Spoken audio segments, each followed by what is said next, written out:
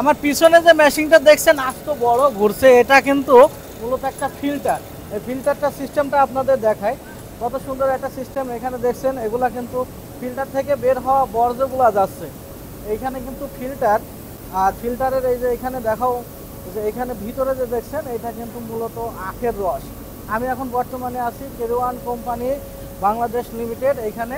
তো এইখানে যে আখগুলা থাকে, যে আখগুলা মাড়াই করা হয়, মাড়াই করে যে আখের গায়ে যে বিভিন্ন ময়লা, তারপরে হোড় যে নোংরাগুলো থাকে, সেই নোংরাগুলো সহ কিন্তু মূলত প্রথমে ইয়ে হয়, জুস বের করা হয়, রস বের করা হয়। সেই রসটা যখন বের করা হয়, সেই রসটার থেকে তো আবার একেবারে বিশুদ্ধ রস করা লাগবে। সেই বিশুদ্ধকরণের জন্য এই প্রক্রিয়াটা দেখছেন আস্ত বড় একটা প্রক্রিয়া।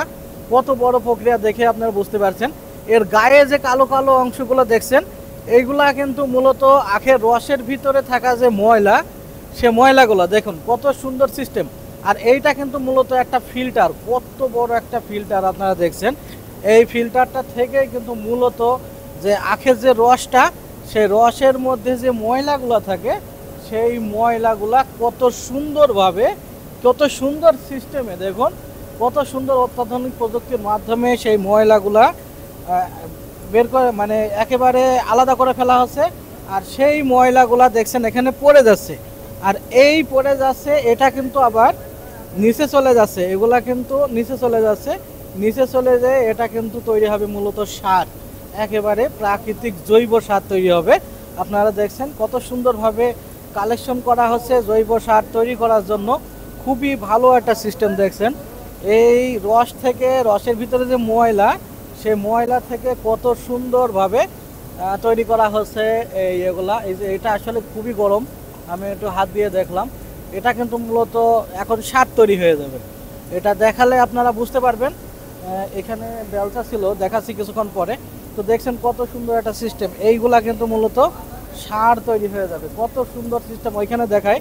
সার তৈরি করার জন্য এই যে এখানে যে দেখছেন যাচ্ছে এই সারগুলা, এই সারগুলা কিন্তু চলে যাবে আপনার একদম নিচে।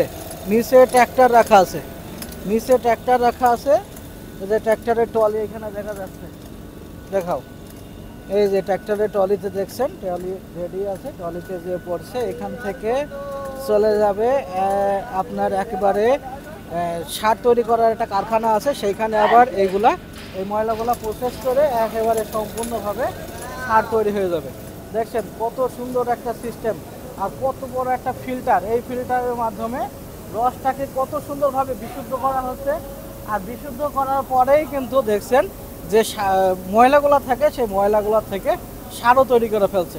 কত সুন্দর অত্যাধুনিক একটা প্রযুক্তি। যদি ভিডিওটা ভালো লাগে অবশ্যই লাইক, কমেন্ট, শেয়ার করতে ভুলবেন না।